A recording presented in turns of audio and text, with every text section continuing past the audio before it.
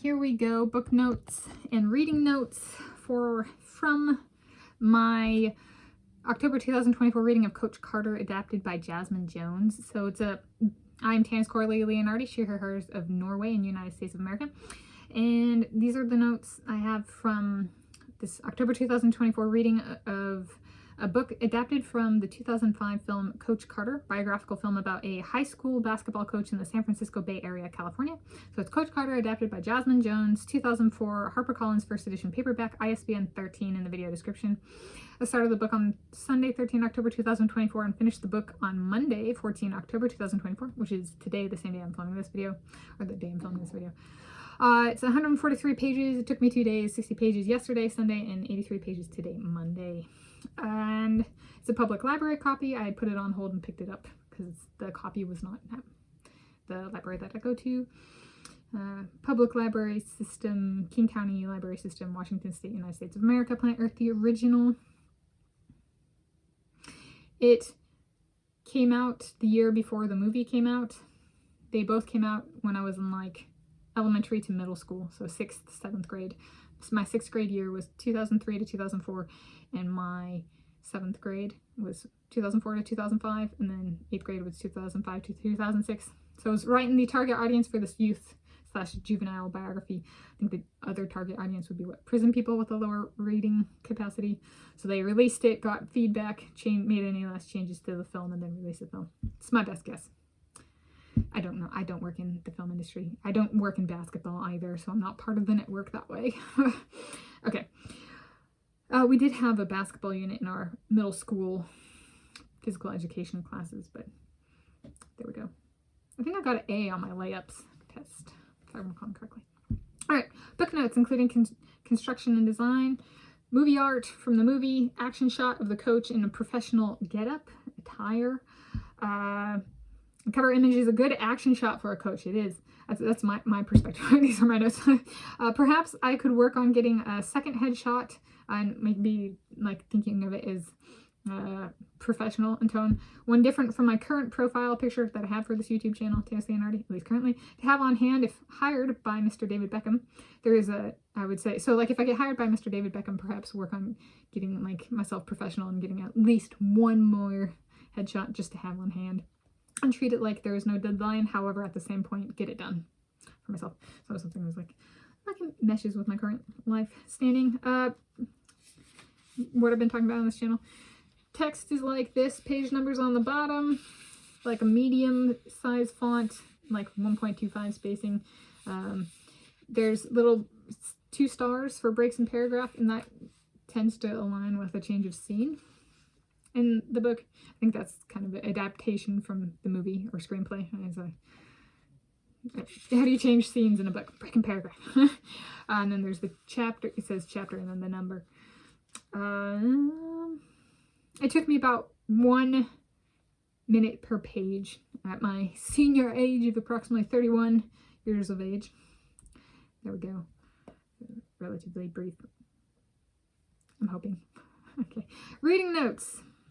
So essentially this guy comes in Richmond High School, San Francisco Bay Area. It's north of El Cerrito, north of Albany, north of Berkeley, north of Oakland, and east from San Francisco, across the water from San Francisco. And it references that in here with the Golden Gate tournament. So Golden Gate there being a reference to Golden Gate Bridge in San Francisco. If you're familiar with that, if you're not, that's okay. Yeah.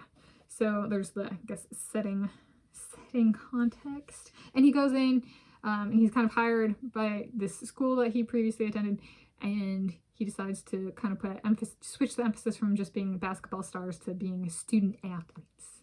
So putting an emphasis on education and them going to college and graduating and going to college as well. So it's kind of like the summary. Okay. Page 16, father-son dynamic. So he has a son who goes to a different school. And so the dad's like signing up to coach for where he went to high school. And the son wants to go. And the dad's kind of like, no, because you're at a better school for going to college. Yeah. So that's how it starts off. So that's on page 16. Page 18, the people kind of in charge of getting him onboarded at Richmond High School is they make a note / comment that it's nice to have somebody as the coach who graduated from the high school. So that's page 18. Page 35. So there's, before this, the Coach Carter, the coach, implements a change inconsistent with the state standards of maintaining a 2.0 GPA out of 4.0 for the team. He changes it to 2.3, and then his son really is persistent about switching teams to be at the same school as his dad, and so they go 3.5, and that's page 35, and they page 37 they decide on 3.7. So that the son can go, but they don't actually bring it up with the other players on the team, which I think is kind of shady, right? It's like it sends a message of his son is better than the rest of the players, right? Holds him to a higher standard and isn't willing to be honest and actually tell the other players. It's kind of shady business practice, so to speak, from my perspective, especially for a coach. Right. Again, my perspective, pages 61 to 62. The coach's mom was / is the kind of person who sits in the front row at church. I sit in the back in class and in church and stuff, because taking notes or reading from the Bible for hymns and stuff like that, the angle from changing my eye level to reading or writing is smaller if I'm sitting in the back. I'm a good student, or at least I try to be. Page 80. It talks about how the high school has a 50% graduation rate, with more of those students being women. This is a, dominantly African-American school or something, or that's the emphasis in the book, is on that race. When I was in graduate school, we had 9 of us who entered a PhD program in Earth and Planetary Science at the University of California, Berkeley. So not too far from here, where this book is set. And there were 5 men, 4 women. Of us 4 women, the women who graduated with the PhD they applied for, one was an international student from Korea, and one was United States of America citizen. The other 2, the 2 of us who did not, so I left with no degree and the other one left with a master's, we were both white women, United States of America citizens, and then you guys know I'm part European, part Native American, so 50% graduation rate for what was applied for us women. For the men, they had a higher graduation rate by 30%. 80% graduated with what they came for. The one guy who left with a master's degree was white, United States of America citizen.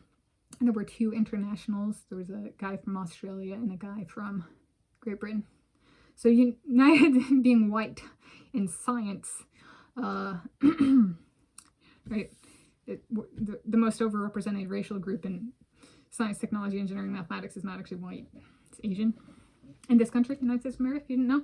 So there's, it's not, what this book covers is not representative of my life nor my reality. White women had the lowest. So neither African American nor men, right? And here that's the lowest graduation rates, so to speak, as portrayed. In my life, it tends to be white women. So things have changed in the past 20 years, at least from my perspective. For that one, okay. He gets called a snake by one of the parents on page 107 for changing the system, not letting them play because of his higher standards that are inconsistent with the state standards or school standards or whatever.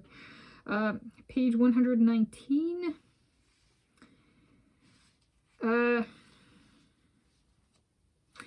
The person's mom brings in the scouts, the college scouts, not the coach, which is like kind of like a, what is the coach doing? He's kind of making about politics and grade point averages and stuff instead of like actually putting the players' well-being at mind, unless it's his son, right? And then he has higher standards that he imposes on his son.